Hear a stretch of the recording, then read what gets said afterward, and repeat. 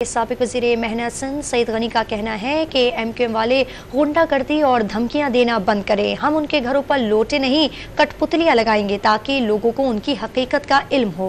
Bilawal house में press conference करते हुए सईद गनी का मजीद कहना था कि अभी एमक्यूएम वाले सब्र करें, मजीद नए चेहरों को पार्टी में शमूलियत इख्तियार कराएंगे। जो गुंडागर्दी और बदमाशी की ज़बान आप इस्तेमाल कर रहे हैं वो किसी तौर पर भी काबिल कबूल नहीं होगी। आपने तो ये झूठी खबरें लगाई कि किसी के घरों पे आप जो है वो लोटे लटका रहे हैं। हम झूठी खबरें नहीं लगाएंगे, हम कठपुतलियां बना के आपके घरों पे लगा देंगे कि आप कठपुतलियां हैं। आप हकीकी सियासत नहीं कर रहे हैं, आप इशारों पे चल के किसी तरह से शहर पे कब्जा करना चाहते हैं, वो नहीं होगा। जो आप धमकियां दे रहे हैं, डरा रहे हैं, खौफ और राज फैलाने की कोशिश कर रहे हैं, ये ना करें।